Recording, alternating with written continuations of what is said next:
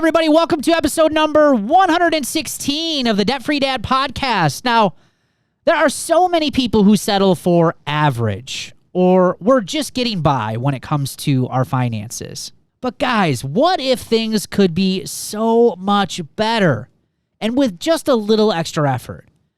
A stress-free financial life is way more obtainable than you might think. And today we're going to talk about how to get started and why so many people get stuck with this excuse of, we're doing okay, or we're just getting by. Stay tuned.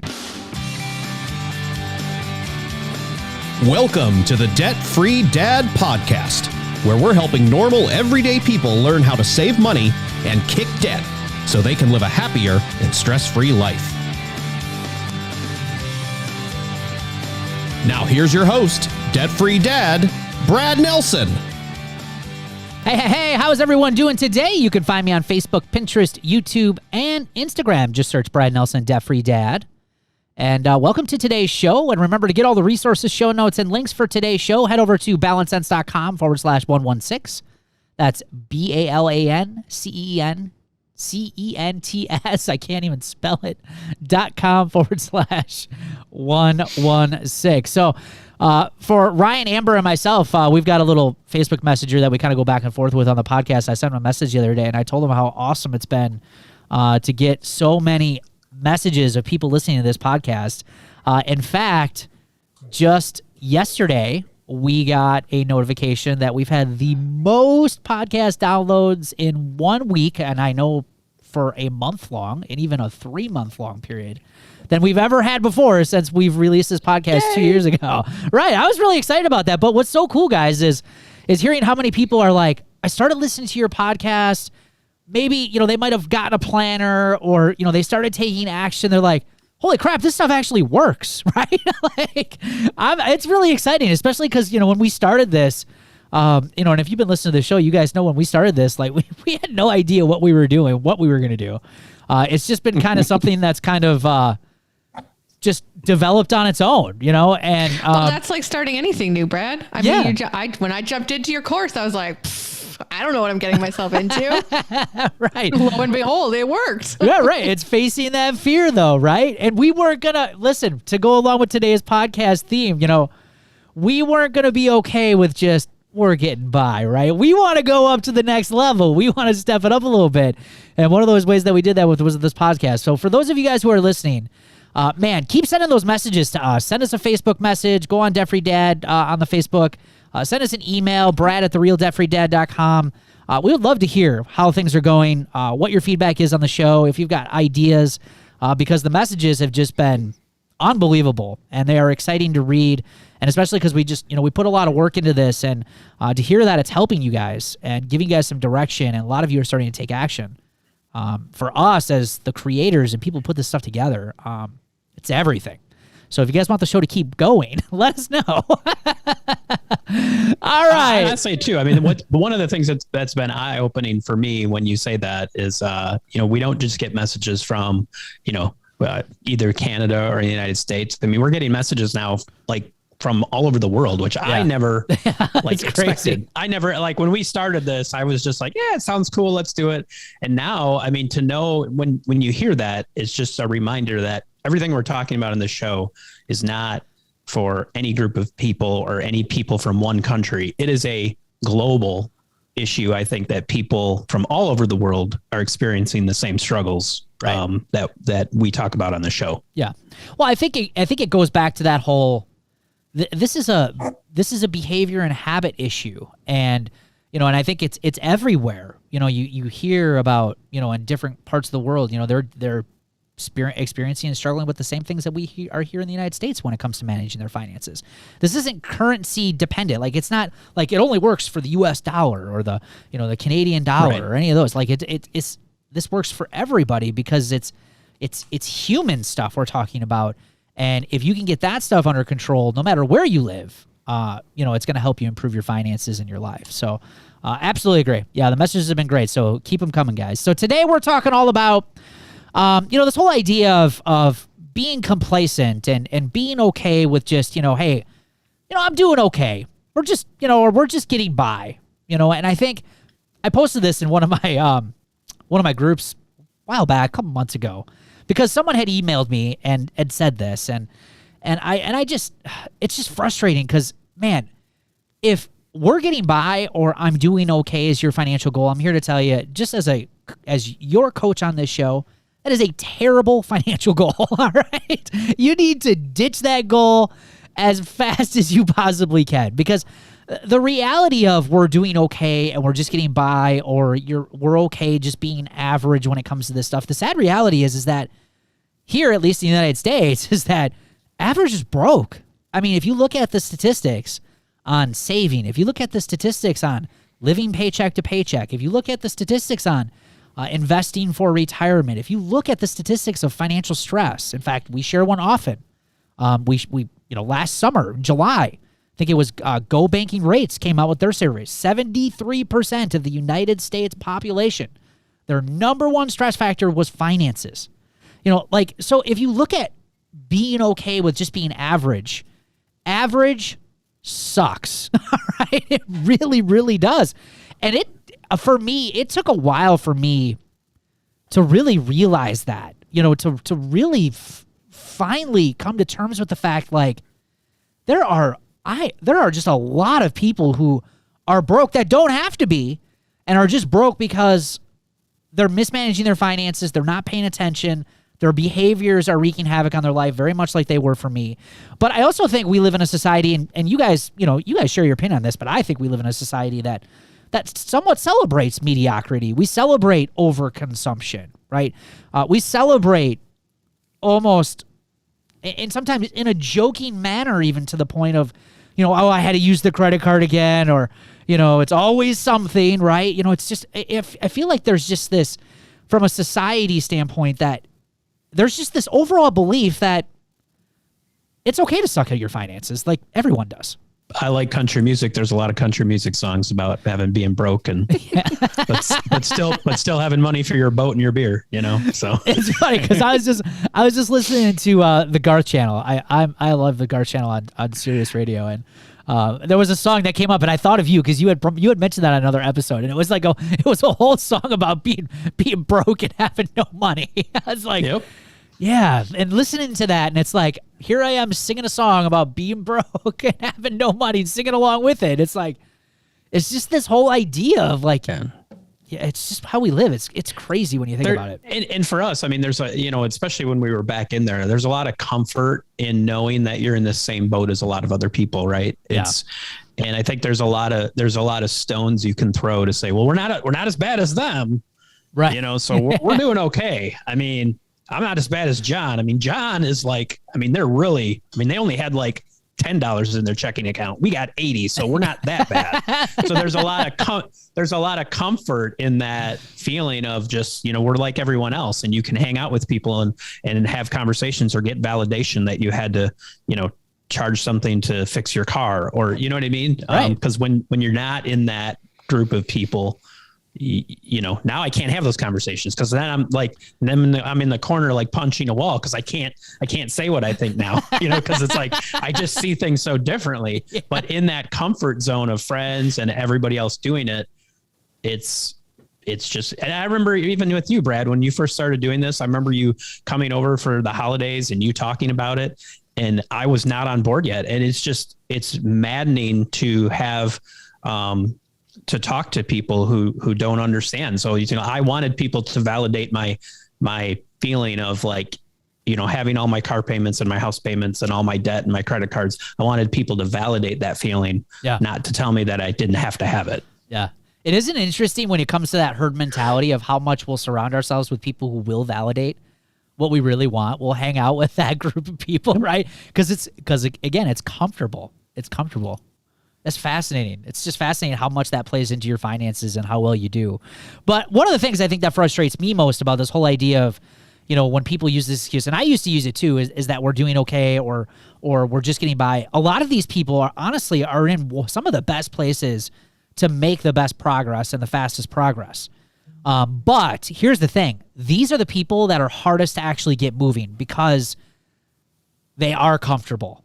Right? They're like in that comfortable, warm seat, like right now it's mid-February here in Wisconsin. You know, you get some cold nights and you're sitting down late at night watching something on Netflix and you get in that chair and all of a sudden you realize, oh, I forgot my drink in the other room. And it's like you're warm now. You don't want to get up, right? This is the same thing, right? You almost just get so comfortable. You just don't want to move, no matter, even if you feel like, you know what, I probably should be moving, but I'm just going to stay here, right?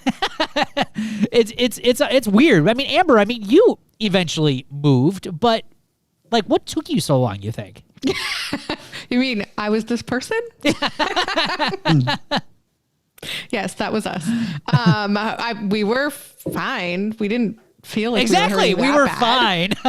We were fine. Our bills were paid. Everything was all right. You know, we had food on the table.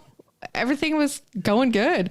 And I think for us, it was we weren't getting towards, like, we had these goals and we were fine, but nothing was helping us get to the goals. And I think that's what really helped us to kind of jump over the fence, because we were just doing all right. Yeah. And but we wanted more. And I think that wanting more just kind of dug in, and we were like, okay, we got to do something. We got to make a change, because the only way to get out of that complacency is to make a change. And it's not comfortable. It's not.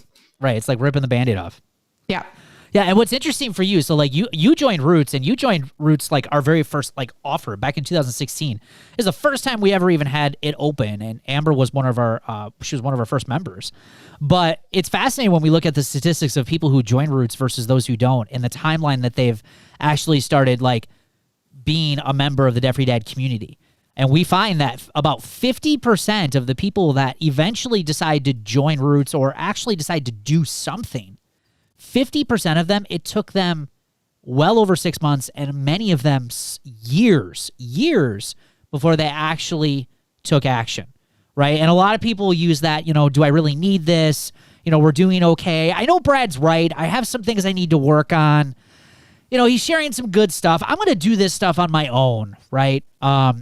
And I shouldn't say scary. The crazy thing is, the thing I wasn't prepared for when I started interviewing Roots members who had been in the program, who had had major success, every single one of them that I asked this question, I said, do you wish you would have started sooner, knowing what you know now?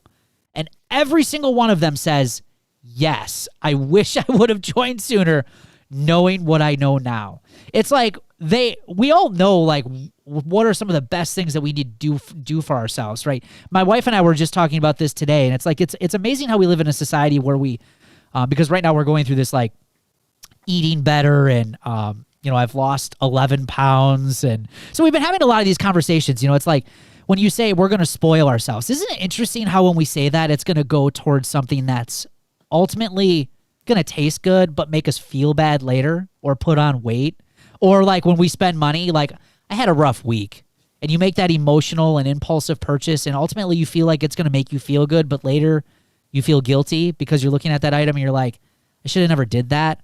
Or you get the credit card bill and you're like, oh, I really went off the rails this time. Isn't it interesting how we use those things that we say we're going to spoil ourselves, we're going to treat ourselves, and the result typically is not long lasting, and it's negative. But when we turn around and look at something that we resist, like getting help with our finances, and you hear people say that, like, not one person has ever come to me and said, Brad, man, I wish I would have waited. I wish I could have waited another 2 years. Like, this wasn't really that beneficial to me. But that's not what we hear. We hear, I should have started sooner. I don't even know what I was thinking. Like, if I would have just did it. In today's celebrations, you're going to hear Roots members, because I asked them, I was like, please share. Like, would you have joined? Would you have started, knowing what you know now, having the success that you've had now? Wait till you guys hear these celebrations and wait till you hear what they have to say. It is eye-opening.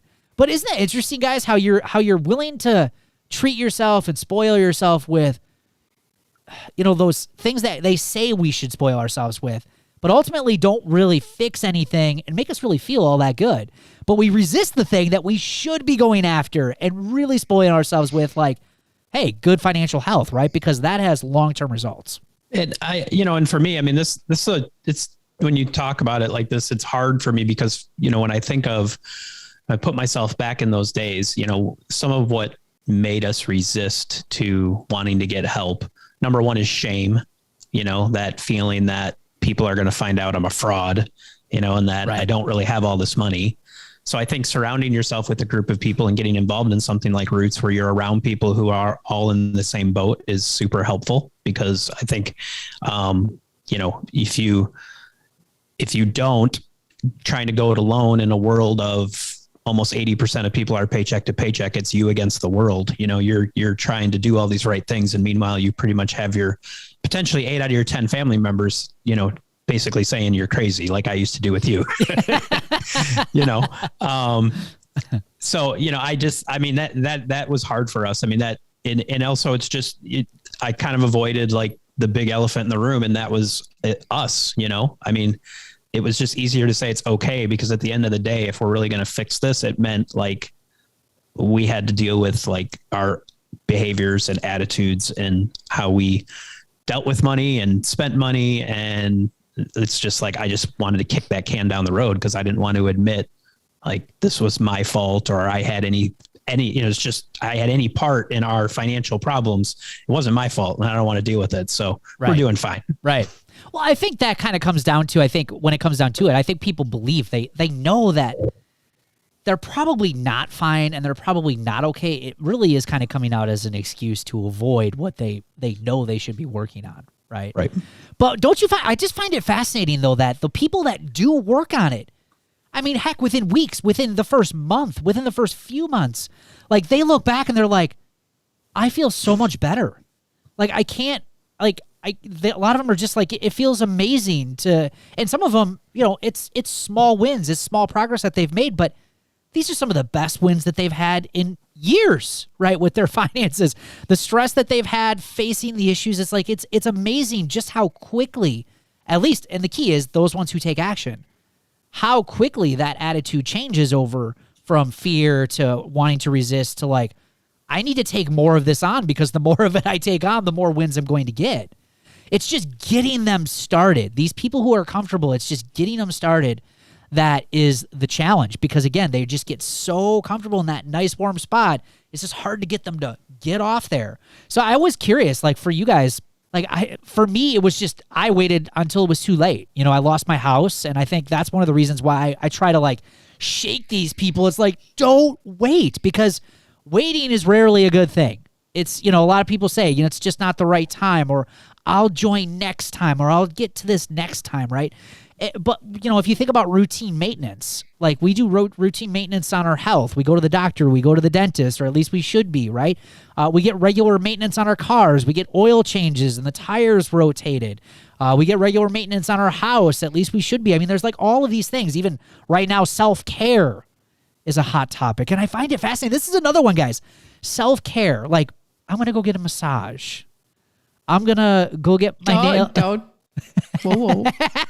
I'm going to go get my nails done, right? And I have no problem with any of those things. But when does self-care turn into finances? When 73% of the population is saying that finances stress them out, when does self-care become like, I need to start working on this to take care of myself? Because that's what's causing a lot of the stress, right? But in a lot of cases, that self-care turns into, I'm going to go buy myself something nice. And it really ultimately doesn't fix the finances. It just makes them worse, right? So that's why self-care is a fantastic thing. It does not have to cost you any money. Correct. It does not. Working on your finances can help with your self-care and your emotional and your mental, state way quicker than any self-care, any massage, any pedicure I've ever gone to. Yeah, totally agree. And I don't want to say that self-care means that you just have to spend money, by no means. But when you think about the advertising, the marketing that's out there on self-care now, a lot of it is prompting you to make a purchase of some sort, right? Whereas opposed to like, man, if 73% of people are stressed about their finances, to me, some of the best self-care you could do is work on the stuff we talk about on this show. Like, you will feel immensely better about your financial life, about your relationships, about everything in your life when you start working on this for a long period of time. So I don't know. I know I got a little bit on my soapbox there, but it just gets frustrating, because it's like, I used to be one of these people, and I waited too long. I lost my house. I should have started sooner. And knowing and seeing the members that do start, the ones that are doing okay, they're not exactly struggling. They're not coming from a place of crisis. They're not behind in any bills.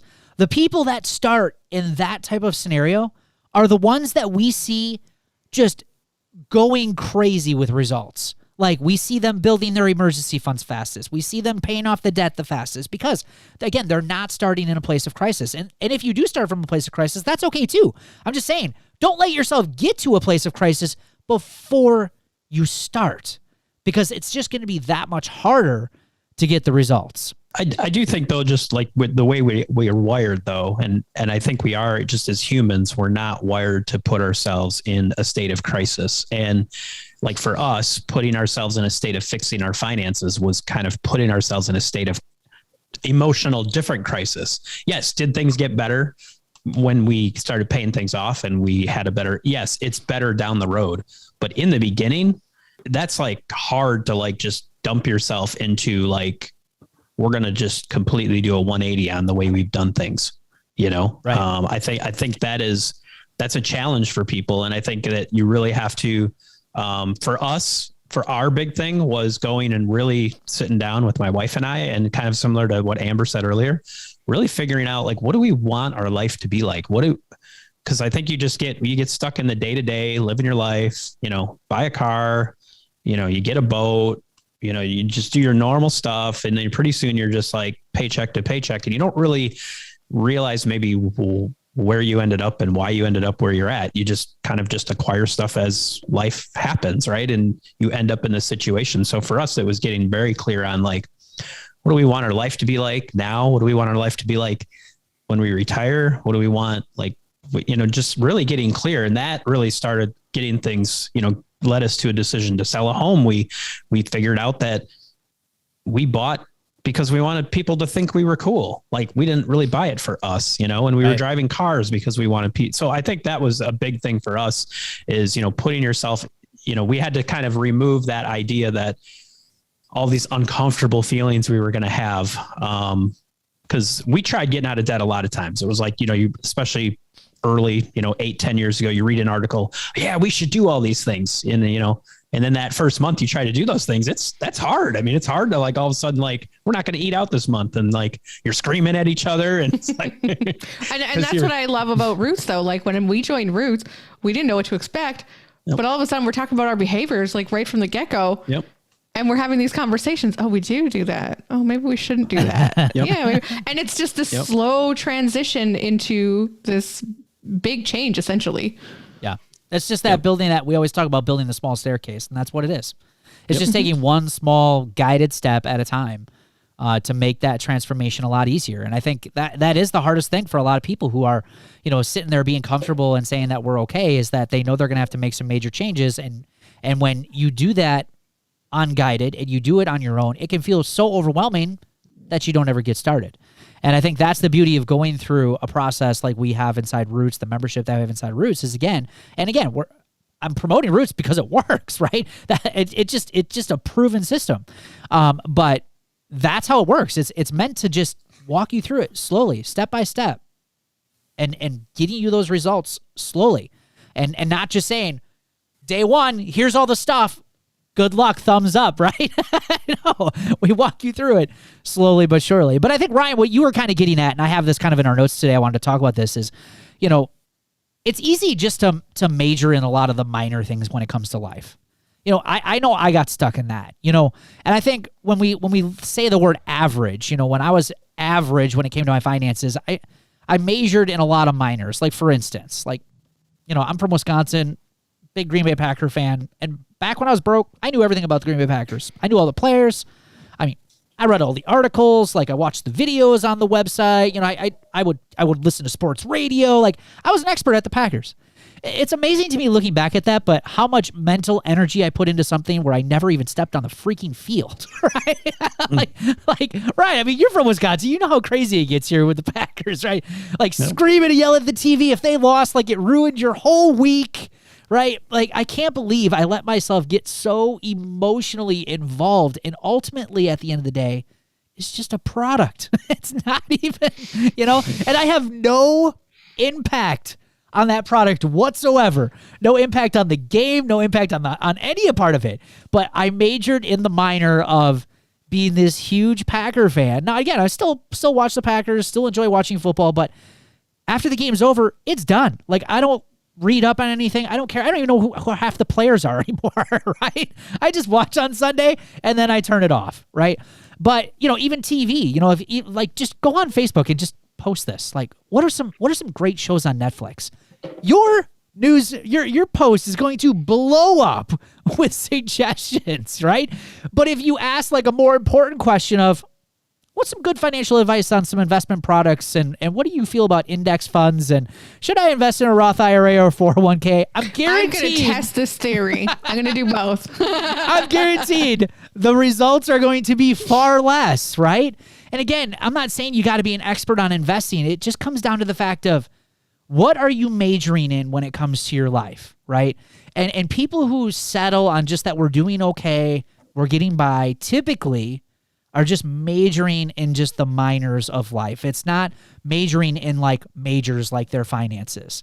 And I believe and I'm going to pick on finance because what we do here, but I believe finance is one of those major things that we've got to get right because we've pointed out so many times on this show how much it impacts every other area of our life. So if you can just get your finances in a better place, your marriage, your relationships, your parenting, your work life, everything is just going to improve. And that's why I think all of us on this show are so passionate about talking about it because it isn't just about money. If it was about money, I don't think I'd be here anymore. Right? You can't see us right now, but Ryan and I are both like nodding our heads. Yeah. Yes. Preach, Brad, go. So, anyway, don't major in the minors. And I love this little picture that one of my guys that I follow, Darren Hardy, he's like, he said this statement. He's like, lions don't chase mice. He's like, make sure that you're not chasing mice in your life either. He's like, lions don't waste all their energy chasing around small little meal that's never really going to do much for them. They're actually going to use more energy to catch the mouse than the mouse is actually going to give them if they actually do catch it. Right? So it's like we waste so much time in our lives when we say that we're just getting by or we're just doing okay. And we're just doing a bunch of stuff that really doesn't matter all that much. And when you start actually doing things that matter, like working on your finances, improving your finances, it's just amazing what a difference it's going to make. So keep that in mind. Like, ask yourself those questions. We're going to ask you a list of questions here coming up. And I want you to answer them seriously. But seriously, ask yourself, the things that you're spending time on, is this chasing mice? Is this getting me the results? Kind of like what you said, Amber. You guys joined Roots because you guys weren't reaching the goals that you wanted, right? So it's like, is this chasing mice or are we going after what's really important, right? So, think about that for a second too, guys. When you guys were getting out of debt, did you imagine things would be as good as they are on this side versus when you started? I didn't know what I was getting into. I didn't know what I was getting into. I was like, this is just something I'm going to try. I'm going to start. It's like the diet, whatever. And I'm just going to probably give it up. That was probably my first. Yeah, that was my first reaction. Like, I'll try it. But you had no dreams and ambitions of what it could be. No.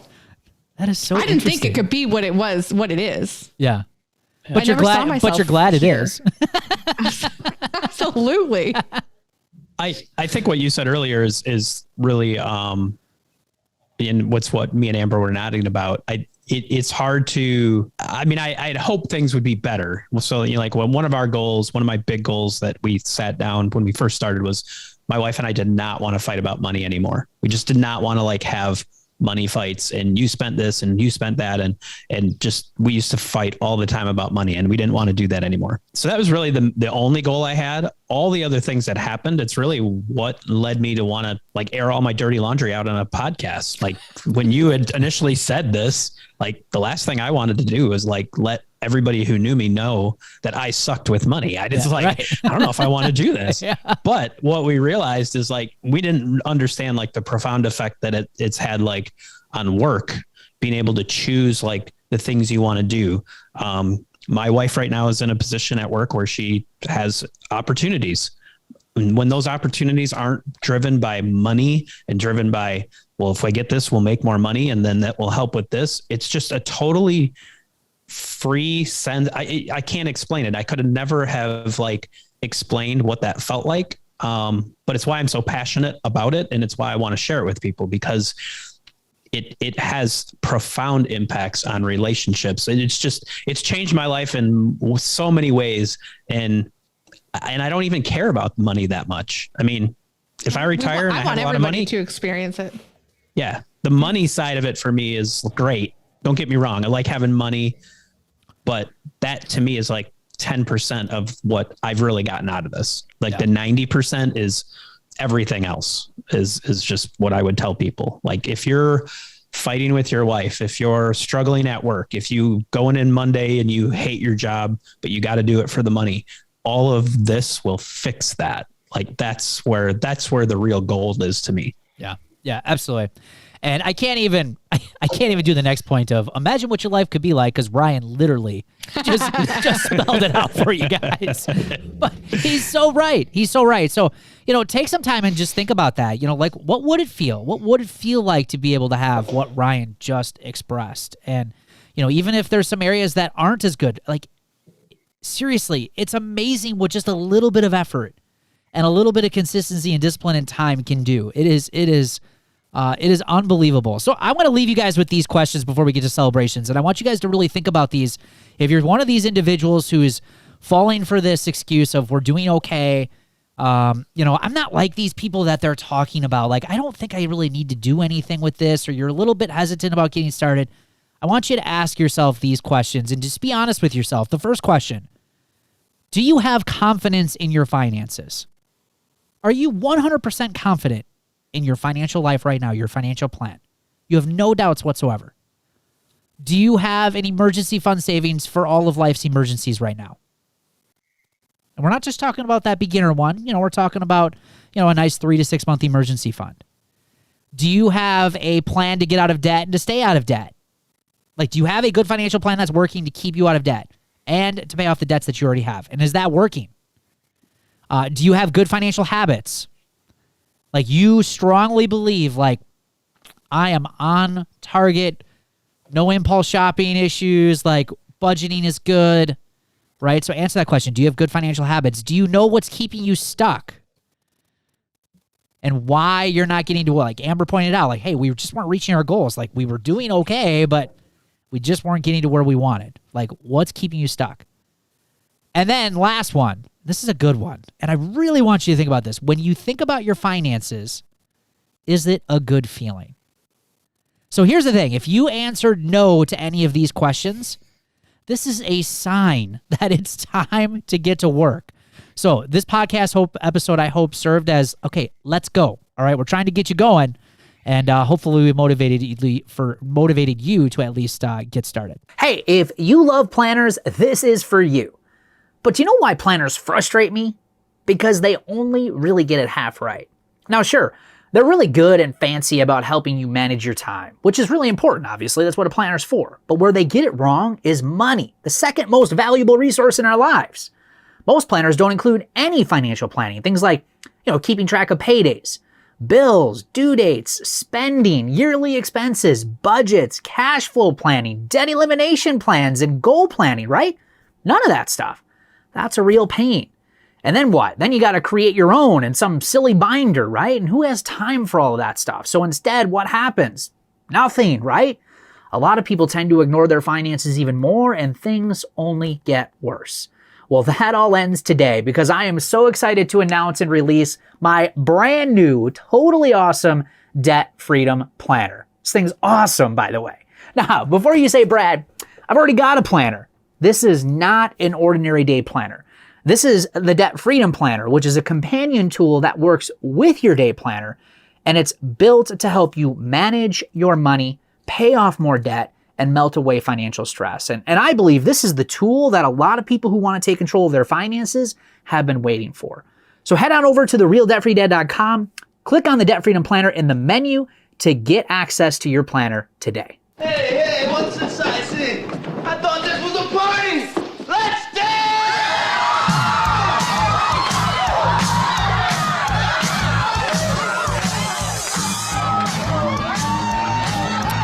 All right. That means it's time for the celebrations of the show. And as we mentioned, going with the theme of today's episode, I asked my Roots members this question. I said, hey guys, knowing what you know now, would you have started sooner? And I got to tell you, the amount of comments and responses that we got were impressive, amazing. I was so excited. I wasn't expecting that kind of a response, honestly. But I took as many as I could. There was no time that we were going to be able to get to all of them today. But I took as many as I could today, I took as many as I could to put on today's show to come in here as celebrations. The first one is from Nick and Ness. Nick says, we couldn't imagine where we would be in life today if we would have started just 2 years earlier when my job was paying crazy money. I realize that we can't live in the past, but thanks to you and this program, we can work towards an amazing future. So huge win for those guys. That's awesome. Nancy Manaz had, I found this sooner. Absolutely. I would have started this from the beginning of my marriage. It would have saved financial discussions that put stress in a marriage. That is awesome. Sarah Boyson. Yes, I was dabbling with paying off debt, but not as serious I would have been had I joined Roots sooner. Yep. And I think that's the key right there is, that support and accountability is just huge. It's like, it's like giving your financial plan and it's like giving it a shot of steroids. It really is. And it's just that's how powerful it is. Chris Mogul, yes, in a heartbeat. I would have joined Roots when we first joined Life Without Payments about 4 years ago. We would have been so much more, we would have had so much more savings accomplished by now. We are now just changing some habits, even though we've been debt-free for 2 years, all thanks to finally joining Roots. So again, was in Life Without Payments, which is our free Facebook group, became debt-free on their own, realized that they still had work to do, and they still wish they would have started sooner. It's amazing. Great job. Kristen Helg says, yes, I wish I would have joined last year, but I only bought the planner and thought I could do it on my own. I was wrong. I kept falling back into all of my bad habits. Oh, those are tough. Patrice Johnson, if I had joined Roots when it first started and simply used the budget and behavior modules, I would have easily been able to retire in 4 years instead of 10. 4 years instead of 10. That is amazing. See, and that's the difference between getting started and delaying. And guys, I've talked to a lot of people who are successful with their finances, people who are millionaires, and not one of them has ever said, I wish I would have gotten started later. I really do. All of them are saying the same thing. I wish I would have started sooner knowing what I know now. Shannon Liardi, so fun. No curse words, right? So we can't swear, but she says, yes, off the table. All right. She says, I 100% wish I had started sooner. To think about where we could be now had we started sooner makes me want to smack that person, me, who sat on the fence for almost 2 years. And Shannon and her husband went on to save and pay off pretty close to $400,000, becoming debt-free. On the fence for 2 years. Wish they would have gotten started sooner. Jess Frazier says, yes, I would have started years ago and probably already been debt-free and further along in retirement planning and saving. Awesome. So there you guys have it. And again, I know that's a little bit different than the celebrations that we typically have, but I wanted to point out to you that those who have gotten started, those people who were willing to get uncomfortable and not put up with this excuse of we're doing okay or we're just getting by, they wish they would have gotten started sooner. So just get started, guys. Get started. All right, to get all the show notes, resources for today's show, head over to balancesense.com/116. Again, that's BALANCEDCENTS.com/116. Hey, thanks for hanging out with us here today. We love your feedback, and it also helps us grow our YouTube show. So please give us a like or leave us some honest feedback on this video. And if you want the latest from the show, obviously, be sure to hit that notification bell and subscribe to our channel. And for the latest resources, or if you want more information on how to kick debt and financial stress, please be sure to check out the links in this video or head over to therealdebtfreedad.com. We'll see you guys on an upcoming show. Take care.